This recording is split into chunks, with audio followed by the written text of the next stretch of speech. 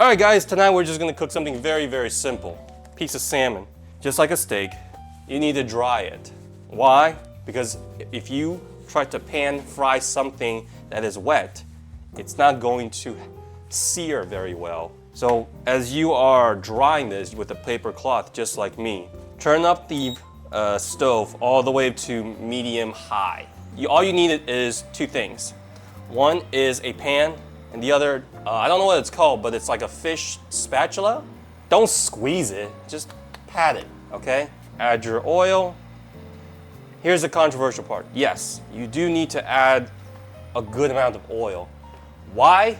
Because if you don't, it'll stick. I'm cooking this on a stainless steel pan, but if you are doing it in a, non-stick pan, you don't have to worry.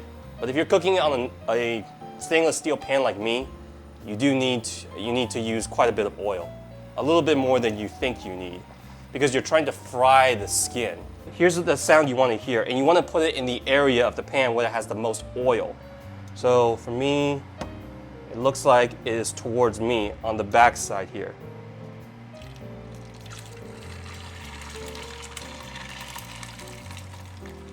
That's the sound you want to hear. You want to see all this bubble, you want to hear all this searing sound, but compared to a steak, when you put it in, it's like psh. But for salmon, you want to be like a gentle sear. What you want to do is just take a look at it. Don't touch it. You don't need to do anything unless you want to just press on it. It's fine to make sure that it stays down. But this is the kind of sound and amount of bubble you want to hear. You don't want it to over bubble, because that means the pan is too hot and you're gonna burn it. All right, medium heat. Flip it when the salmon on this part is about halfway cooked. All right, my pan's getting a little bit hot. See how it's smoking? That means it's too hot. So I take it off the stove and put it on the countertop. But it's still bubbling, okay? It's still bubbling. That means I'm just gonna let the oil in the pan cool down just a little bit. All right? As long as there's still bubbling, I'm okay with it. If I kept going like that, then the skin would have been burnt. All right, it looks like I am about halfway done, so I'm gonna flip it. And what you wanna do is take this spatula and just scrape it like left to right. Don't scrape it like that. You'll damage the skin. And just gently go under and do this. Left and right, left and right. And if it needs a little push, give it a little push. A little bit push, a little bit push, push, push, push, push. See that? Pretty much a clean pan. And then what I'm gonna do is flip it over.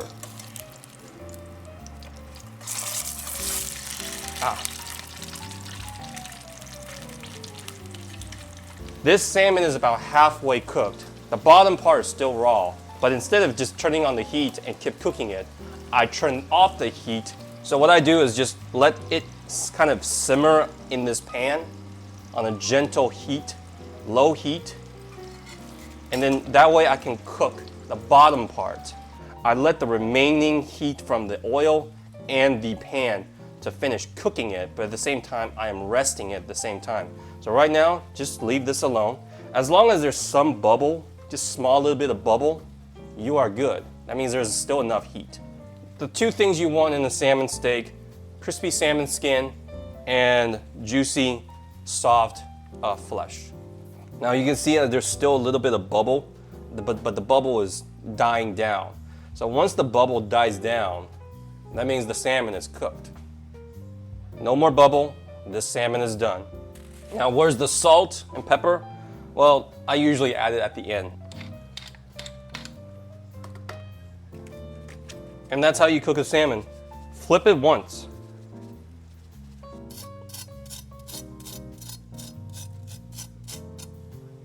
I hope you can hear that.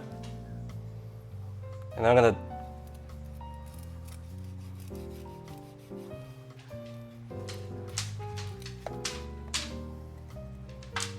look at that. Super juicy and cooked to this pink. This is the pink that I would like. It's just melts in your mouth and it's oozing with juices. Oh, it's delicious. Am I gonna eat it? No, because I've already ate. So I'm gonna give it to my mom. My dog's not getting it though. But yes, that is how you cook a salmon.